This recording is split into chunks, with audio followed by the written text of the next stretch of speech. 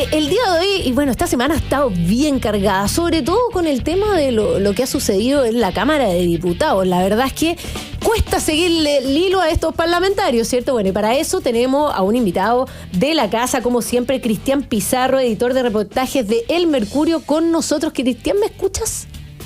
Hola, Mara, sí, perfecto. ¿Cómo estás? Qué bueno. Muy bien, ¿y tú? Bienvenido bien, nuevamente aquí a tu casa, llegó la hora.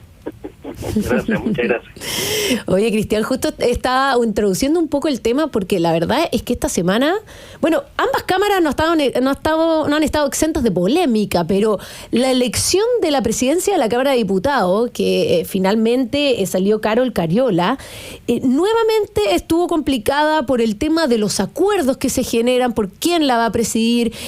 Finalmente se levantó el nombre de Joana Pérez, que es de Demócratas, y terminó una votación 76 contra 75, muy peleado. Eso implica que hay una Cámara bastante dividida, pero al mismo tiempo con algunos parlamentarios que no llegaron a votar, conflictos internos. ¿Por qué no nos pones un poquito en contexto de lo que ha pasado estos días con la elección de la presidenta de la Cámara de Diputados? Bueno, sí, efectivamente, en el día de ayer finalmente se materializó la votación para renovar la mesa de la Cámara. Había mucha especulación previa respecto de cómo iba a derivar finalmente esta elección. Como tú lo decías, la diputada Cariola se quedó con el puesto con el cargo de presidenta, por una estrecha margen de votación. Mira, yo creo que son muchas las referencias, las reflexiones que uno puede hacer al respecto. La primera, a mí me parece que y en eso creo que no hay que perderse. Y la mesa de la Cámara de Diputados tiene un sistema democrático de elección. Los parlamentarios votaron finalmente, aun cuando sea por una sola preferencia, salió elegida esta mesa que encabeza Carol Cariola, que tiene, cierto, entre otros, a Gaspar Rivas del PDG como vicepresidenta. Creo que ese punto me parece importante despejarlo. Pueden haber personas que les guste más o menos el partido al que pertenece la diputada Cariola, etcétera, pero las reglas democráticas se respetan en todo momento. Eso sería mi primera reflexión. Ahora, la segunda es que de esta elección emergió una mesa de la Cámara muy debilitada. Y eso tiene la explicación que hemos mencionado en programas anteriores, y es que particularmente la Cámara de Diputados tiene una sobrepresencia de partidos políticos. Eso hace que partidos muy pequeños, con muy pocos parlamentarios, tengan una decisión y un poder desmesurado. Entonces, lo que vimos ayer, que esta explicación igual habría valido la persona electa la mesa electa hubiera sido otra, que hubiera ganado también por tan estrecho margen. Las condiciones de gobernabilidad de la Cámara de Diputados son súper complicadas. Por lo tanto, eso es un antecedente a tener en consideración cuando se discute las reformas que necesita nuestro sistema político. Y una de esas reformas tiene que ver con exigir a los partidos que tengan presencia parlamentaria un mínimo de porcentajes de votación. Aquí hay partidos que realmente tienen cantidades ínfimas de apoyo electoral, pero cuyos votos, no solo para la elección de la mesa, sino que también para definir proyectos de ley, son decisivos. 1 o 2 votos aquí pueden cambiar definitivamente el destino de una iniciativa, de una mesa, o de un proyecto de ley, de una reforma constitucional, etcétera.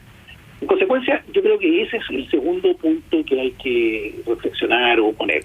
Y el tercero es que, bueno, y aquí sí, efectivamente, por lo que ha sido la trayectoria de la presidenta recientemente elegida, en ciertos temas, como por ejemplo los temas de seguridad, que ha votado, no tengo la cifra exacta, pero la mayoría de los proyectos de seguridad los ha votado en contra. Claro. Sobre todo en periodos parlamentarios anteriores, el partido al que ella pertenece ha tenido una posición bastante dura en esta materia. Entonces, la gente tiene que entender en sus casas que o donde nos esté escuchando, que una de las facultades que tiene la mesa de la Cámara, igual como lo pasa en la mesa del Senado, es determinar cómo se ordena la tabla de los temas que se discuten.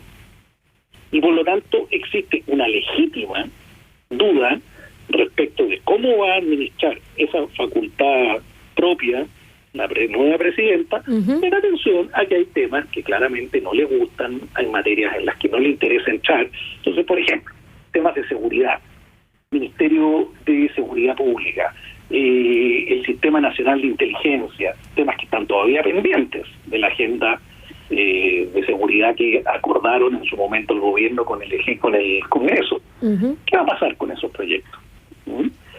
¿Se van a poner en tabla o van a dormir el sueño de lo justo? Bueno, yo diría que es un tercer aspecto a tener en cuenta respecto del asunto de ayer. Y después lo otro ya son una serie de incidentes de dudoso origen, como tú decías, claro. Gente que se le atrasaron los aviones, gente que no llegó, gente, uno ha escuchado durante el día de hoy, que comprometió su voto para una candidatura y finalmente no honró su palabra. Es decir, otros personajes, diputados, que dicen que no les convenía votar en esta elección de mesa porque podía tener impactos electorales en su reelección futura. Es decir, ni siquiera hay que agradecerle la franqueza a ese diputado, sí, pero claro, vengamos que al asilarse en ese argumento para no votar, me parece que ya es tomar fondo, digamos. Claro, o sea, tuvimos una cantidad de declaraciones hoy día, sobre todo, que realmente sorprendían. Por supuesto que no votar por conveniencia electoral parece una falta de responsabilidad con el cargo enorme. Pero vámonos al gran escándalo, que fue las declaraciones del diputado Rivas, que finalmente queda como vicepresidente de la Cámara, que un poco se genera esta división dentro del partido de la gente. Muchos de los rostros íconos o que van a ir a ciertas candidaturas, tanto municipales como de presidencia del partido, se mostraban en contra de votar por Carol Cariola, y finalmente el diputado Rivas, esto considerando que la votación fue por diferencia de un voto, vota a favor. Él gana esta presidencia, esta vicepresidencia, y dice que el ministro Elizalde le ofreció el puesto. ¿Qué opinas tú de esta situación y cómo queda también el diputado y el partido de la gente posicionado? Mira, no tengo manera de verificar, estamos reporteando nosotros este tema, si esas declaraciones del diputado Rivas en cuanto al ofrecimiento del ministro Elizalde son exactamente como él las plantea. Ahora, la trayectoria política del diputado Rivas es, no voy a decir que ampliamente conocida, pero conocida por la gente que sigue de cerca los asuntos políticos. Y estas salidas de libreto del diputado Rivas, e incluso excesos que ha tenido en expresiones hacia colegas, hacia autoridades políticas, hacia empresarios, que incluso le han valido acciones judiciales en su contra, no debieran de sorprendernos. No, claro. Eso quedamos bastante claro, porque esto no es un diputado de intachable trayectoria que se ve envuelto en un enredo por unas declaraciones que puedan ser malinterpretadas. Aquí estamos hablando de un diputado que es particularmente polémico, controvertido, y que ha tenido un historial, como digo, de episodios de este tipo y peores, digamos, bastante peores. Ahora, si esto fuera verdad, porque sí, efectivamente conocemos este personaje que hace el diputado Rivas, vimos el show del sheriff, que aparece siempre citado o paralelo a una escena de una teleserie que le ponen, pero si esto fuera real, ¿cuál es la pared que tiene que haber entre el Ejecutivo y la Cámara de Diputados, y qué implica que el ministro Elizalde le esté ofreciendo la vicepresidencia a cambio de voto a un diputado? Es que me pones en una posición compleja, porque no me gustaría opinar sobre algo hipotético, ¿me entiendes? Entonces, ahora... Pero hablemoslo desde la perspectiva institucional. No, esto debiese ocurrir, no debiese ocurrir. No me parece. No. A ver, en el juego político parlamentario y en la relación del gobierno, cualquiera sea el gobierno, con el Parlamento, con las ramas del Congreso, no nos perdamos. El ministro secretario general de la Presidencia es el enlace, ¿cierto?, entre esos dos poderes del Estado. Y también convengamos que los parlamentarios del oficialismo se coordinan entre sí y se coordinan con los ministros, ¿cierto?, del gobierno, porque forman parte, son distintas expresiones de una misma coalición. Ahora, si tú me dices, claro, el ministro ofreciendo los cargos de la mesa me parece un poquito impúdico, digamos, no me parece que sea una negociación que a ese nivel le correspondiera involucrarse a un ministro, por muy enlace que sea con el Congreso. Pero que juega un rol en estas conversaciones e incluso en las negociaciones, sería ingenuo sostener que los ministros de la SECPRES no lo juegan. Lo han jugado, lo puede haber jugado y sus antecesores, y probablemente lo van a jugar sus sucesores del gobierno que sea. Entonces, a ese punto de ofrecer él el cargo me parece demasiado, ¿cierto? Pero que él esté involucrado, porque evidentemente al gobierno y al oficialismo, que son lo que los parlamentarios oficialistas son la expresión en el Congreso de las mismas fuerzas políticas que están en la moneda. Sí, tampoco nos perdamos, no, en eso son dos caras de la misma moneda, por decirlo redundantemente. Claro. Ahora, yo creo que volviendo al punto anterior que me quedé ahí con lo del PDG, es verdad, pero al PDG hoy día, Partido de la Gente, le quedan 2 de los 8 diputados que tuvo al comienzo de este periodo parlamentario, de esta legislatura. Un partido esencialmente poco cohesionado, díscolo, donde la disciplina interna, pues digamos que brilla por su ausencia, porque de 8 quedan 2. Uno de los 2 es Rivas, y el otro es una diputada que en este momento olvido su apellido, y que también existían dudas hasta ayer de cómo iba a votar. Al final, Rivas votó por la lista de Carol Cariola. ¿Karen Medina? Medina, sí, exactamente. Y Karen Medina, que es la otra sobreviviente en la Cámara de Diputados del PDG, votó por la lista que encabezaba Giovanna Pérez. Entonces, este es un partido que se dividió por la mitad. Pero también, lo mismo que se dice del diputado Rivas, el PDG tampoco ha sido un partido especialmente sólido en sus convicciones, especialmente claro. No, es un partido que ha deambulado bastante de lado a lado. Un día apoya unas cosas, otro día apoya otras.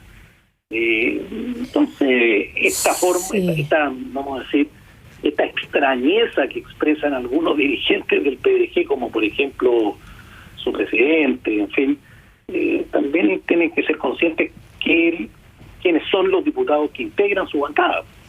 Si un partido tiene un diputado como Rivas, no debiera sorprenderse tanto que ese diputado tenga salidas de libreto, porque es como lo típico. Entonces, como que después de la guerra todos son generales, pero si esto se hubiera advertido, este riesgo existía desde el primer minuto, diría yo. Así es. Oye, Cristian, un poco quiero volver a uno de los puntos que me diste en tu primera respuesta, que tenía que ver con la situación que está viviendo la Cámara, y creo que se liga mucho con esto que estamos conversando. Finalmente, este sistema de múltiples partidos, de poca unidad y falta de acuerdos, porque tenemos muchos parlamentarios con pocas votaciones, donde 1 o 2 hacen una gran diferencia, esto sigue poniendo en tabla la idea de una reforma al sistema político. Y quiero saber tu opinión es muy difícil. Yo siempre he dicho que es muy difícil hacer leyes o reformas que ciertamente puedan perjudicar a algunos políticos que son los mismos que votan por estos mismos proyectos. Entonces, ¿cómo lo ves tú en el sentido de una posible reforma al sistema político en un mediano plazo? Mira, se ve difícil por dos razones. Una, por la que tú indicas, porque finalmente estas reformas implican limitación del poder para quienes hoy lo tienen en sus manos. Uh-huh. Y siempre los que tienen el poder no quieren deshacerse, ni reducirlo, ni traspasarlo, sino que mantenerlo, conservarlo y ojalá aumentarlo. Y segundo, porque estamos en un año electoral. Entonces las preocupaciones están puestas en otras cosas. El clima político se polariza mucho, se tensa. Es la misma razón por la cual va a ser difícil llegar a acuerdos en materia tributaria y previsional. Entonces, en esta materia también creo yo que no es fácil. Yo entiendo, y por lo que nosotros hemos reportado, y si llevamos hace un par de semanas un tema sobre esta materia, sobre este asunto, incluso La Tercera hizo también el mismo fin de semana, de que hay bastante consenso hay un grupo de abogados que han designado los partidos, por decir así, una especie de comité experto, Mara, que han llegado a muchos acuerdos en esta materia, porque también, digamos, el comité de expertos del segundo proceso constitucional tenía un consenso en esta materia. Claro. Entonces se han tomado los elementos de ese texto, se han hecho algunos arreglos, y entre ese equipo técnico, donde hay gente desde la UDI hasta el Partido Socialista, entiendo yo, de la UDI, incluso de republicanos, en fin, de Chile Vamos. Transversal. Claro, bastante transversal, hay bastante acuerdo. Ahora, la temperatura política, el gobierno ha dicho que no va a patrocinar un proyecto de esas características y que las prioridades de su agenda están en los temas sociales. Pero hay que leer bien eso, porque el gobierno no necesita patrocinar un proyecto de esas características, porque esto implicaría una reforma constitucional y por tanto bastaría que los partidos con presencia parlamentaria se pusieran de acuerdo en un quórum, en una cantidad de votos para presentar esa reforma, y esto se podría aprobar en 72 horas. Así de... Y creo que la única manera de hacerlo es que sea una cuestión muy, muy rápida. Pero conforme va avanzando el año, yo le veo cada vez menos posibilidades, pero al mismo tiempo, y cierro con esto, es imprescindible. Es decir, el eje de los problemas políticos de nuestro país pasa en medida muy importante por una reforma al sistema político. Sin reforma al sistema político, creo que le leí esto a Pablo Ortúzar el otro día, esto no tiene mucho destino, porque va a volver a salir otro parlamento, otro congreso elegido en 2 años más, y en lugar de haber no sé cuántos partidos hay hoy día, creo que son como 12, van a haber 25. Y ahí sí que la cuestión va a ser la locura misma, digamos. Sí, efectivamente. Bueno, vamos a estar pendientes. Ojalá pudiese salir una reforma antes de las próximas elecciones, que sabemos que son a fines del próximo año. Cristian, tenemos que terminar nuestro bloque, pero muchas gracias por estar con nosotros. Cristian Pizarro, editor de reportaje El Mercurio, siempre parte de la casa. Muchas gracias, Cristian. Y nosotros ahora nos vamos a una breve pausa y ya volvemos en Llegó la Hora en Radio Agricultura.